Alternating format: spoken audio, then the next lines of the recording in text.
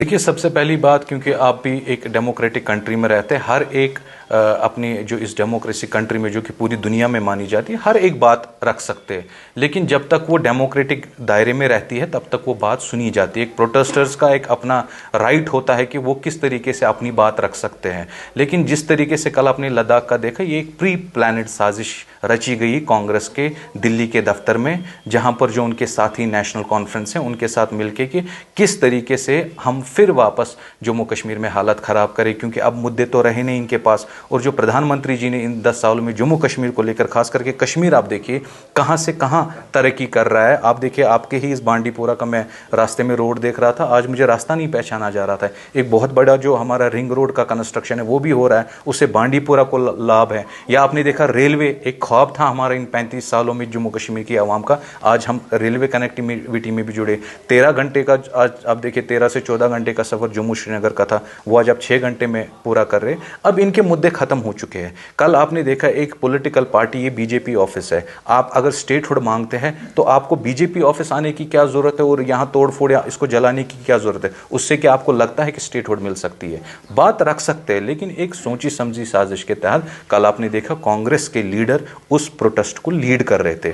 और अफसोस का मकाम आप देखिए, हमारे चीफ मिनिस्टर उमर अब्दुल्ला साहब उस चीज को जस्टिफाई कर रहे।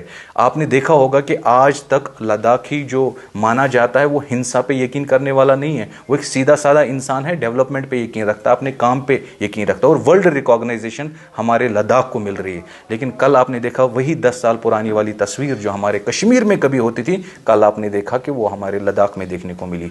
तो कहीं ना कहीं आप समझ सकते हैं कि कांग्रेस दौर जो पिछले 70 साल का कश्मीर में रहा, तो कितनी कोशिश की गई ऐसे हिंसाओं को, ऐसे पथराव करने वालों को भड़काया जाता था। और आज इन 10 सालों में क्यों हमारे कब्रिस्तानों पे ताले लगे? आज क्यों कोई खुदा ना करे कोई नौजवान मारा जाता, या हमारे जम्मू कश्मीर पुलिस या पैरामिलिट्री फोर्स का?